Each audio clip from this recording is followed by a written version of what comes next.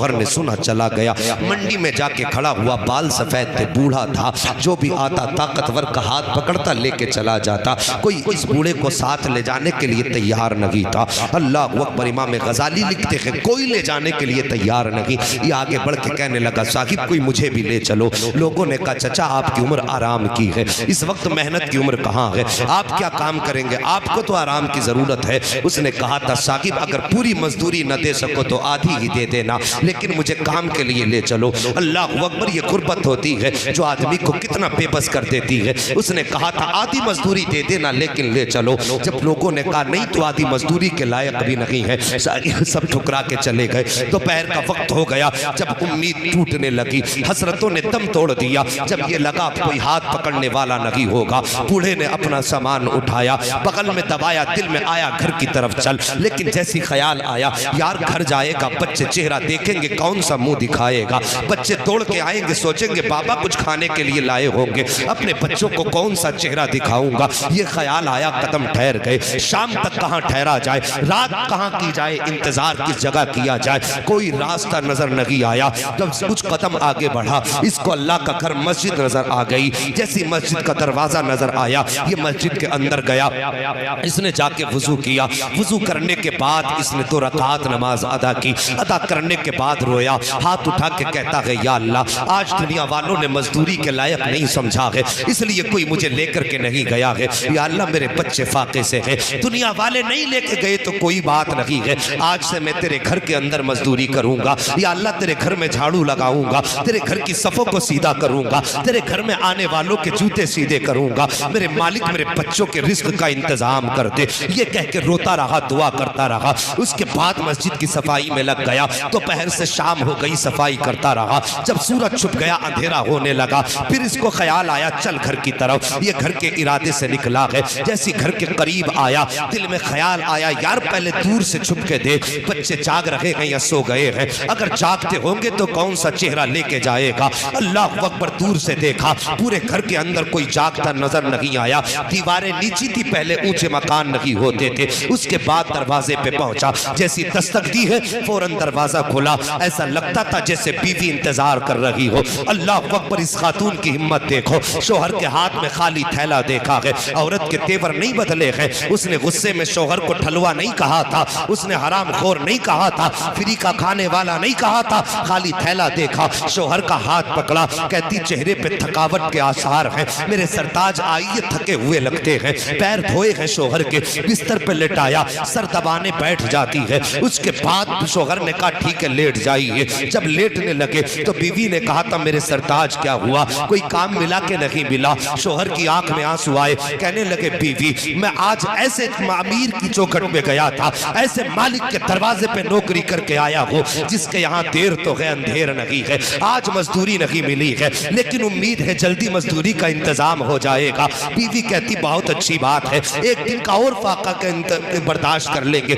اللہ اکبر، 2 دن گزر گئے، جیسی تیسرا دن آیا ہے، جب یہ گھر سے چلنے لگا بیوی کہتی ہے سرتاج اب فاقے برداشت نہیں ہوتے ہیں، اب بچوں کی بھوک نہیں دیکھی جاتی ہے، میرے سرتاج اپنے مالک سے جا کے کہہ دینا کہ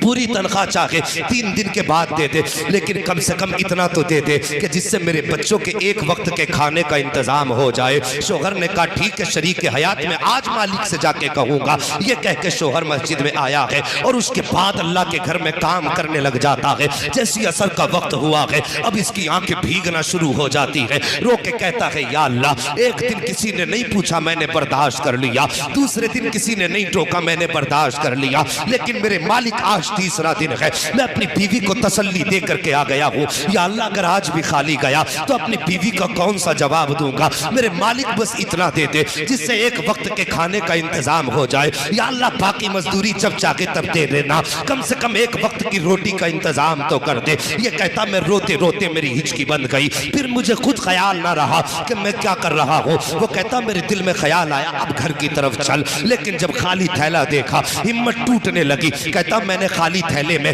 مٹی کے ڈھیلے بھرنے شروع کر دیے تاکہ بچے خالی تھیلا نہ سمجھے، اس کو دیکھ کر کے تسلی ہو جائے، کہتا میں مٹی بھر کے تھیلے میں چلا، کہا جب چل کے قریب آیا میں اپنے گھر کے قریب پہنچا ہوں، میں نے جھانک کے دیکھا، دیکھوں بچے جاگ رہے ہیں کہ سو رہے ہیں، دستور کے مطابق میں نے جھانکا، لیکن کہتا مجھے حیرت ہوئی، میرے گھر سے دھوئیں اٹھ رہے تھے، چولہے میں آگ جل رہی تھی، میں نے آنکھوں کو ملا، میں سوچنے لگا میرے گھر میں تو ایک وقت کا کھانے کا انتظام نہیں ہے، پھر یہ چولہے کی آگ کیسے ہو سکتی ہے؟ مجھے لگا شاید میں غلط راستے پہ آ گیا ہوں، یا تو یہ میرا گھر نہیں ہے یا پھر میری آنکھوں کا دھوکہ ہے۔ کہتا میں نے پھر گھر کا چکر لگایا، پھر دوسری طرف سے جھانکا تو گھر میرا ہی تھا۔ میں اس کے بعد دروازے پہ پہنچا، کہتا جیسی دروازے پہ گیا کھانے کی خوشبو میری ناک میں آ جاتی ہے، جیسی خوشبو آئی ہے اب میری خوشی کا ٹھکانہ نہ رہا۔ میں نے دروازے پہ دستک دی، جیسی دروازے پہ دستک دی ہے فوراً بیوی آ جاتی ہے، استقبال کیا، میرا ہاتھ پکڑا اور پکڑنے کے بعد گھر کے اندر لائی ہے۔